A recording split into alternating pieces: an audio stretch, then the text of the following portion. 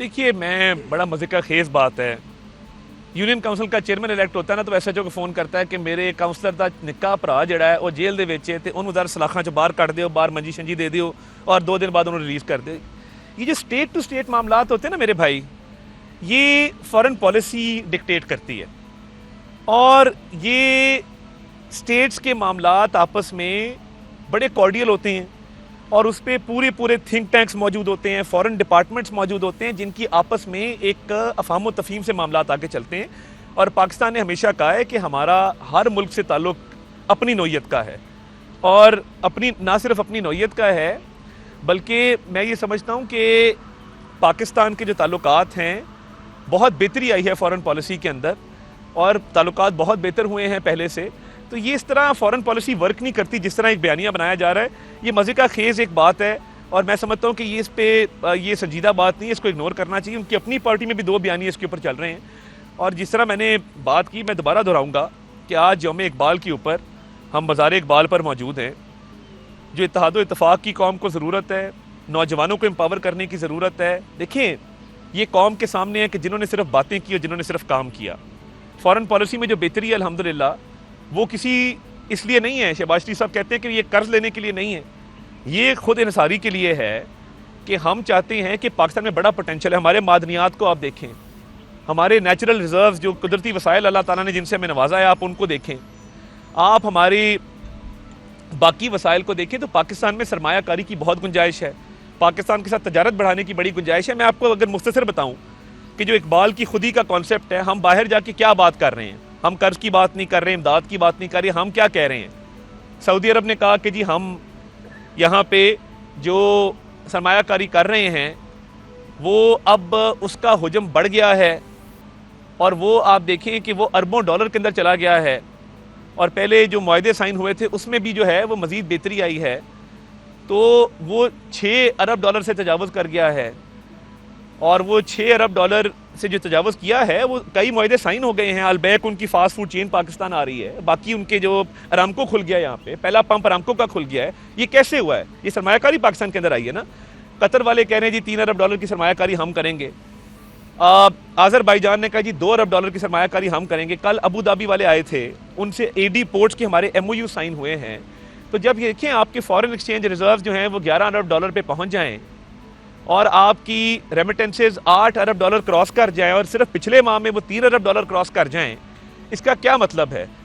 जो नौजवानों के लिए हम स्कीम ला रहे हैं जिसमें लैपटॉप्स हैं, जिसके अंदर स्कॉलरशिप्स हैं, नए स्कूल्स हैं, कॉलेज हैं, यूनिवर्सिटीज़ हैं, नौकरियों का इससे बेहतरी आएगी, एम्प्लॉयमेंट इंक्रीज़ होगी, इन्फ्लेशन कम हो रही है। इसका मकसद क्या है? मकसद ये है कि इकबाल ने जो इत्तेहाद व इत्तफ़ाक़ का पैगाम दिया, यूथ एम्पावरमेंट का पैगाम दिया, हम यूथ को इकट्ठा करें, यूथ को हम पोटेंशियल ये दें कि देखें ब्रेन ड्रेन भी जो बात होती है ना जी, नौजवान बाहर जा रहे हैं, अच्छी बात है। इतनी बड़ी स्किल्ड फोर्स हमारे पास है, किसी और मुल्क के पास नौजवान इतनी बड़ी तादाद में नहीं है जितने पाकिस्तान के पास हैं। तो ये लोग जब बाहर जाएंगे, ये रेमिटेंसेज कैसे आ रहे हैं? ये जितने हमारे लोग बाहर काम कर रहे हैं, ये अपने घरों में जब पैसे भिजवाते हैं तो रेमिटेंसेज इंक्रीज होते हैं, आपके फॉरेन एक्सचेंज रिजर्व बढ़ते हैं। तो देखिए, हम मुल्क को तरक्की की शारा पर गामजन कर रहे हैं अल्हम्दुलिल्लाह। और यौम इकबाल के ऊपर कल शहबाज शरीफ साहब ने भी ये बात की। विंटर पैकेज, इतना बड़ा पैकेज आया, गर्मियों में जो सब्सिडी आई थी वो उस पर 50 अरब रुपया फेडरल गवर्नमेंट ने दिया, 45 अरब सूबाई गवर्नमेंट ने दिया। अब जो विंटर पैकेज आया है कि बिजली का जो बोझ है अवाम पे ना पड़े सर्दियों के अंदर भी। पेट्रोल सस्ता है पिछले साल से, आटा सस्ता है पिछले साल से, बिजली सस्ती है पिछले साल से। ये 3 इंडिकेटर्स हैं जो डिक्टेट करते हैं कि किसी भी मुल्क के अंदर महंगाई की शरह ऊपर जानी है या नीचे जानी है। ये तीनों चीज़ें सस्ती हुई हैं, महंगाई नीचे गई है। शहबाज शरीफ साहब ने इतनी काविश की इसके ऊपर, पहले दिन आए कहा जी इकोनॉमिक रिफॉर्म मेरा एक ही एजेंडा है, मैंने इकॉनमी ठीक करनी है। और यहाँ पे ऐसे लोग थे ये जो अब कह रहे हैं कि फ़लाँ आया तो हम रिहा हो जाएंगे। देखिए, ये वो लोग हैं जिन्होंने IMF को लेटर लिखे कि पाकिस्तान खुदा ना खास्ता डिफ़ॉल्ट कर जाए, जिन्होंने 9 मई के अपने शोहदा की यादगारों पर हमले किए अपने सियासी लीडर की खातिर। मैं दोबारा दोहराऊँगा, कोई सियासी लीडर, कोई सियासी जमात पाकिस्तान से बड़ी नहीं। पाकिस्तान है तो हमारा वजूद है, पाकिस्तान है तो हमारी इज्जत है और मरते दम तक हम ये कहते रहेंगे। मकसद सिर्फ इतना है कि ये लोग KP के अंदर किसने रोका है कि आप एजुकेशन पे काम ना करें, हेल्थ पे काम ना करें, इंफ्रास्ट्रक्चर पे काम ना करें, आप लॉ एंड ऑर्डर पे काम ना करें, आप दहशत गर्दों को ना रोकें। वो कंटेनर पे चढ़ के कभी इस्लामाबाद इधर छुप गया, उधर निकल गया, ये मतलब लुकन मिट्टी खेल रहे हैं। ये कोई स्टेटहुड है? ये कोई सीरियसनेस है? ये इनका गैर संजीदा रवैया है कि ये कौम को तकसीम करना चाहते हैं। वहाँ पे जैक गोल्डस्मिथ की कैंपेन चलाई है आपने उसने बयानात दिए इजराइल के हक में, फ़लस्तीन के ख़िलाफ़, और वो फंड कर रहे हैं पूरा उस जंग को। आपने एक भी मजम्मती बयान किया कि जैक गोल्डस्मिथ के बयान की मजम्मत करते नहीं कर सकते, वो क्योंकि जिसने इजराइल की फंडिंग की है उन्होंने ही इस सियासी जमात की फंडिंग की है। फॉरेन फंडिंग और क्या था, यही था। अब मसला ये है कि ये लोग लीडर की रहाई चाह रहे हैं, एनआरओ एनआरओ एनआरओ। इनसे पूछना मुतालबा क्या है भाई, ये सियासी केसेस हैं। हमने कहा था कि आप एक प्रॉपर्टी टाइकून से इतना बड़ा लिफाफा लें और बंद लिफाफे को काबीना से मंजूर करवाएं और 190 मिलियन पाउंड की करप्शन करके अलकादिर का आप ज़मीन ले लें। अलकादिर के अंदर एक भी स्टूडेंट जेन्युइन नहीं है। वो शैम यूनिवर्सिटी बनाई है, कई सौ कनाल ज़मीन हथियाई है, 5-5 कैरेट की अंगूठियां मांगते हैं। किस लिए, मकसद क्या है? अब ये जो एनआरओ मांग रहे हैं, जलसे भी एनआरओ के लिए, लाहौर का जलसा नाकाम, संजानी का जलसा नाकाम, इस्लामाबाद वर्कर्स को वहां छोड़ के डी चौक में खुद छुप गए, भाग गए। एक वज़ीर आला कहे कि मैं अपने ही सूबे में 11 ज़िले टाप के आया हूं, छुप के आया हूं। भाई अपने सूबे में क्या छुपने की ज़रूरत है? ये सारी एक ड्रामाबाजी है। आज भी सवाबी में जलसा करे, भाई यौम इकबाल है, इधर आओ, हम आए हैं ना, ये मियां नसीर साहब खड़े हैं, शहबाज खोकर साहब खड़े हैं, इमरान जावेद साहब खड़े हैं, हम आए हैं ना, मुस्लिम लीग नून को हम रिप्रेजेंट करते हैं। हमने यहाँ पे खराज अकीदत पेश किया, आओ यहाँ पे मज़ार इकबाल पे आओ, इकबाल की अफकार पे, इकबाल के फ़लसफ़े के ऊपर बात करो, मुस्लिम उम्मा की बात करो, कौम को इकट्ठा करने की बात करो, अवाम की फलाह बहबूद की बात करो। ये कभी आपको नहीं मिलेगा ये कहेंगे जी महंगाई कम हो गई है, हम भी इसमें हिस्सा डालेंगे, ये कहेंगे नहीं हमारा लीडर छोड़ दो। तो मैं ये कहना चाहता हूँ कि जितने ममालिक के साथ हमारे ताल्लुकात होते हैं वो सफारती सतह पे अच्छे तरीके से आगे चलते हैं और उसमें किसी की रिहाई का मुतालबा नहीं रखा जाता। बड़ी गैर संजीदा सी बात है। उसके अंदर हम अपने अपने इंटरेस्ट को देखते हैं कि उस स्टेट का क्या इंटरेस्ट है, हमारा क्या इंटरेस्ट है, और हम अपने मुल्क की बेहतरी कैसे कर सकते हैं इन ताल्लुकात के जरिए। तो इसमें की आप बात कर रहे हैं, अभी जी रशिया में एक हुकूमती वक्त गया था पेट्रोलियम के हवाले से एक एमओयू साइन करने जी, और वापस आकर उन्होंने प्राइवेट पार्टनर्स को ही दे दिया और फिर बाइको मंजर आम पर आया। तो वो क्यों हुआ? और दूसरा ये बहुत अच्छी बात है कि 26वीं आईनी तरमीम पर वकला भी बहुत बागी नजर आ रहे हैं। उन्होंने एहतजाज की कॉल भी दी है। कल फवाद चौधरी साहब ने भी कहा कि इससे इंतजार फैलेगा तो फिर हम वही मामला देखेंगे जो हमने बहुत अच्छे दोनों आपके। और ब्रिक्स की जरा पोजीशन जी दोनों बहुत अच्छे सवाल हैं। इंडिया और चाइना ने अपने तनाज़े खत्म कर दिए सरहदी तौर पर, तो पाकिस्तान को कहां आपके मैं सराहता हूँ जी, आपके तीनों बहुत अच्छे सवाल हैं। देखिए पहली बात यह है कि दो तरह के एग्रीमेंट्स होते हैं, एक होता है G2G गवर्नमेंट टू गवर्नमेंट और एक होता है बिजनेस टू बिजनेस B2B। और इस दफ़ा हमारी कोशिश ज़्यादा ये रही है कि हुकूमती मुआहदे कम हों और B2B बिजनेस टू बिजनेस मुआहदे ज़्यादा हों। देखिए गवर्नमेंट का कोई काम नहीं है बिजनेस करने का, बिजनेस करना है प्राइवेट सेक्टर ने। प्राइवेट सेक्टर बिजनेस करेगा तो लोगों को एम्प्लॉयमेंट मिलेगी। गवर्नमेंट तो इतनी सी छोटा सा सेक्टर है जो मैं समझता हूँ कि उनका बिजनेस के अंदर वो महारत नहीं है जो प्राइवेट सेक्टर की होती है। तो एक तो हम इनकरेज कर रहे हैं बिजनेसेस को कि वो ये करें। रशिया से हमारे ताल्लुकात बहुत इंप्रूव हुए हैं। व्लादिमीर पुतिन साहब से जो SCO आस्ताना में हुई थी शंघाई ताउन तंजीम, उसकी साइडलाइंस पे बड़ी अच्छी मीटिंग रही। हमारा वफ्द वहाँ गया। अभी पाकिस्तान ने जो शंघाई ताउन तंजीम का इजलास होल्ड किया, एजाज़ की बात है। चाइनीज़ वज़ीर आज़म भी आए, रशिया के वज़ीर आज़म आए, उनके साथ हमारी एग्रीकल्चर के अंदर, लाइफ स्टॉक के अंदर, एनर्जी के अंदर MOUs भी साइन हो रहे हैं और आगे मामला बढ़ रहे हैं। तो मैं समझता हूँ कि अच्छी पेशरफ्त है। देखिए जहाँ तक आपने ब्रिक्स की बात की तो उस पर बहुत सारे ममालिक ऐसे मौजूद हैं जिनकी ये सोच है कि इंशाअल्लाह ताला पाकिस्तान को भी उसकी मेंबरशिप किसी न किसी सतह पे मिलनी चाहिए वक्त आने पे। तो मैं नहीं समझता कि पाकिस्तान के ताल्लुकात किसी भी मुल्क के साथ बदतर हुए हैं, बल्कि मैं समझता हूँ कि चीन के साथ CPEC फ़ेज़ 2 बड़ी तेज़ी से बढ़ रहा है और चीनी वज़ीर आज़म का पाकिस्तान आना SCO से पहले और यहाँ पे गवादर एयरपोर्ट की इनॉग्रेशन करना, ये बड़ा क्लियर बताता है कि हमारा वे फॉरवर्ड क्या है। तो ये मामलात आगे बढ़ेंगे, मज़ीद जो है फ़ॉरेन रिलेशंस बेहतर होंगे। 27 साल बाद शंघाई ताउन तंजीम जैसा इजलास पाकिस्तान के अंदर हुआ है जहाँ 12 ममालिक के वज़राए आज़म आए हैं। हमने बताया कि हमारा शहर खूबसूरत है, हमारा मुल्क खूबसूरत है, हमारे लोग अच्छे हैं, हमारे पास इन्वेस्टमेंट की अपॉर्चुनिटीज़ हैं, हमारा हर हवाले से पाकिस्तान साजगार है फॉर इन्वेस्टमेंट एंड ट्रेड। तो मैं समझता हूँ कि पाकिस्तान बड़ी तेज़ी से आगे बढ़ रहा है और कोई ये नहीं कह रहा, कोई आता है ना सरबराह, हम ये नहीं कहते कि भाई तुम्हारी सकाफत हमें तुम्हारे से बेहतर पता है, तुम्हारी हिस्ट्री हमें तुम्हारे से बेहतर पता है। हम उन्हें अदब से, एहतराम से कहते हैं कि आके इन्वेस्टमेंट करो। उनसे इस तरह की गप्पे नहीं लगाते कि मैं बहुत अच्छा जानता हूँ आपके मुल्क को, आपके मुल्क का आपको नहीं पता जितना मुझे पता है। तो ये बातें हम नहीं करते, तकब्बर से अल्लाह ताला बचाए।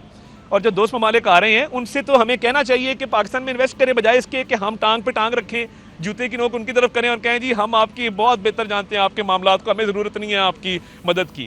तो जिसने ये पाकिस्तान को आइसोलेशन का शिकार किया वो करप्शन के केसेस में अंदर है और ये जुडिशल प्रोसेस के तहत अंदर है। ना हुकूमत ने अंदर किया ना हुकूमत निकाल सकती है। 26वीं तरमीम देखें, 26वीं तरमीम पे स्टैंप लग चुकी है अप्रूवल की। कैसे लगी? आप शायद पता नहीं छुट्टी पे होंगी, आपने फॉलो नहीं किया सुप्रीम कोर्ट बार का इलेक्शन। सुप्रीम कोर्ट अच्छा मैं सुप्रीम कोर्ट बार एसोसिएशन का इलेक्शन होता है ना, तो उसमें क्या होता है कि उसमें मैं अर्ज करता हूँ देखिए सुप्रीम कोर्ट बार एसोसिएशन का इलेक्शन लाहौर, कराची, पेशावर, कोयटा सब जगह लीड मिली हमारे हिमायत याफ्ता ग्रुप को। तहरीक इंसाफ का हिमायत याफ्ता ग्रुप नहीं कर सका, वो बात वजह क्या है? उनके लीडर जो थे, और बड़े क्लियर आपको बताऊं, लीडर कंफ्यूज थे।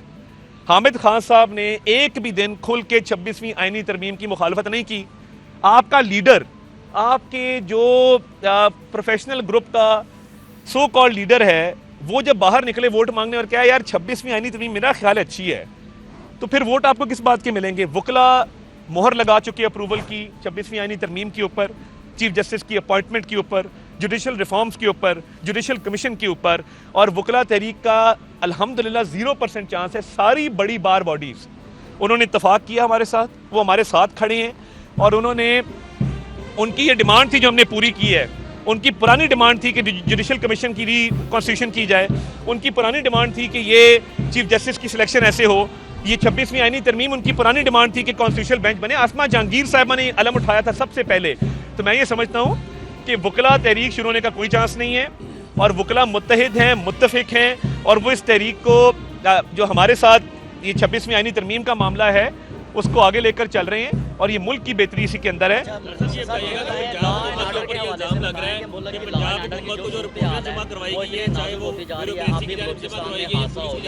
और दूसरा अगर अमेरिकन गवर्नमेंट आई है तो उसमें हमारे जो गुजरा है हुकूमत है वो इतनी बुखला क्यों गई है कि अपनी ट्रीट खारिज कर रही है?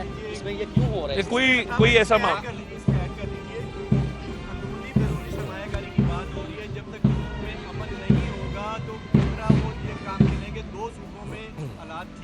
जी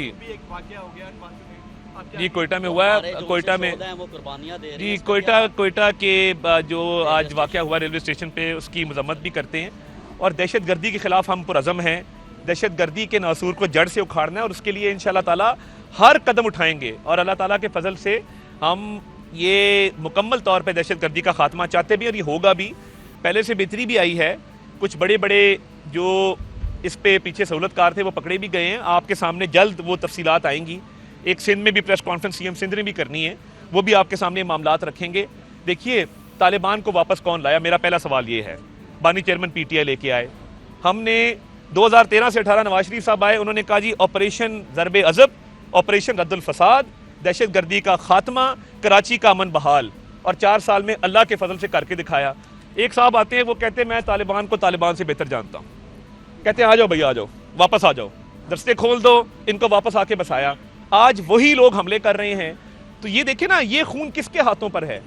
और अब ये नेशनल एक्शन प्लान की एक मीटिंग नहीं की बतौर वजीर आजम इस शख्स ने। ज़ैक गोल्डस्मिथ की सपोर्ट करता है, दहशतगर्दों को वापस ला के बसाता है, इकॉनमी कहता है मेरा काम नहीं, तो भाई तू क्यों बैठा सी उथे, यानी आपका काम क्या था फिर? ये ताने बाने कहाँ मिलते हैं, ये क्या सोच थी, पाकिस्तान का नुकसान ये क्यों करना चाहते थे, ये आपके सामने है। बुज़दार को पंजाब में क्यों बिठाया था, क्या मकसद था? अच्छा शरीफ आदमी है, आप लोग भी मिलते रहे, हम उसके वालिद को देखते रहे, जो लोग यहाँ पे पार्लियामेंट कवर करते हैं। सरदार फतेह मोहम्मद बुज़दार को हमने नहीं देखा 2008 से, शरीफ आदमी, अच्छे आदमी, इसके वालिद मरहूम, उसको बिठा दिया यहाँ पे ताकि लूटमार हो सके। यार किसी से कोई मवाजना है, कोई मुकाबला है? तो बात यह है कि दहशतगर्दी का खात्मा होगा, हम उस पर पूरी तरह कारबंद है। पाक फौज, police, law enforcement agencies, rangers कुर्बानियाँ भी दे रहे हैं और पूरे तरीके से इसको आगे भी लेकर चल रहे हैं।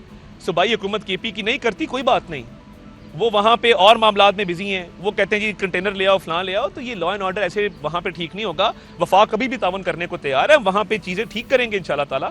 तो ये सरमायाकारी के वाले से हमारे तमाम दोस्त ममालिक कोशिश की गई कि सैबोटाज किया जाए एससीओ को।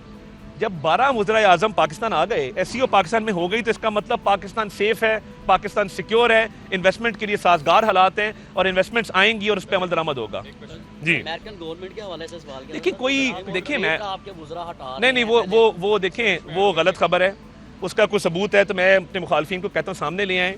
मैं इस पर ज़्यादा बात इसलिए नहीं करना चाहता कि इन्होंने इसको यूनियन काउंसिल का इलेक्शन बना दिया, अमेरिका के इलेक्शन को। यानी इस तरह भी कभी हुआ है कि एक सदर आए और आप यहाँ पे क्या सराइयाँ शुरू कर दें? फॉरेन पॉलिसी है, स्टेटहुड है, स्टेट टू स्टेट मामलात हैं यहाँ पे। अब ये मतलब जिस तरीके से इसको लेके चल रहे हैं, the lesser said the better. Prime minister साहब शहबाज शरीफ साहब ने वेलकम किया और मुबारक दी ट्रंप साहब को एक ट्वीट करके। हमारा स्टेट का मामला है। ये लोग जो बयानियां बना रहे हैं, आधी पार्टी कह रही है नहीं, आधी पार्टी कह रही है हाँ, अलीमा खान साहिबा कह रही है नहीं, हमारा बाप लगता है फलां। मैं उनका क्लिप देख रहा था तो यार देखिए ना, आपकी पार्टी में एक पॉलिसी नहीं है, एक सोच नहीं है। 26वीं आईनी तरमीम पे ये गए मसवदा लेके, खान साहब मसवदा ले आए हैं, उसने कहा तुम लोग पागल हो गए हो, निकल जाओ यहाँ से, मुंह उठा के मसवदा लेके आ गए हो। मैं कह रहा हूँ मुझे जेल से रिहा करवाओ और तुम लोग मसवदे लेके फिर रहे हो। 90% तहरीक इंसाफ की हिमायत शामिल थी 26वीं आईनी तरमीम में। उनके कहने पे 2 क्लॉज निकाले गए। जब मौलाना फजल रहमान साहब के साथ खड़े होकर उन्होंने कहा कि हम इससे मुत्तफिक हैं ड्राफ्ट से, तो फिर पीछे क्या रह गया है? वो तो जेल गए तो उसने वो बदतमीजी की इनके साथ।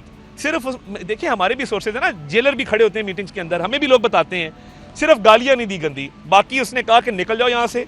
मैं कह रहा हूँ कि एहतजाज करो, इंतशार फैलाओ, आगे लगाओ, मुझे बाहर निकालो। तुम लोग 4 कंटेनर नहीं हटा सकते, 4 एहतजाज तुम्हारे फेल हो गए हैं और ये मसवदा लेके आ गए हो। चलो निकलो, मसवदा बाहर लेके जाओ। तो ये मामलात हैं। तरीके इंतशार का शिकार है। 4 ग्रुप है, पिंकी बुशरा ग्रुप, अलीमा ग्रुप, उधर आतिफ खान लड़ा हुआ है अली अमीन गंडापुर के साथ।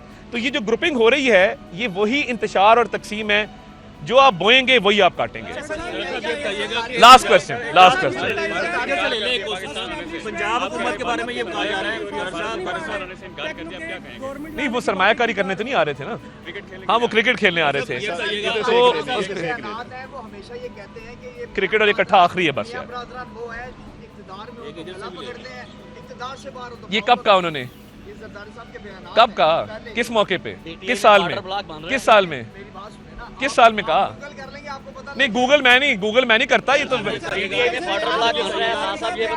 अच्छा मैं पहले क्रिकेट वाला ये किधर से लेते, आखिरी इधर से लेते, आखिरी आप दे दीजिए जी।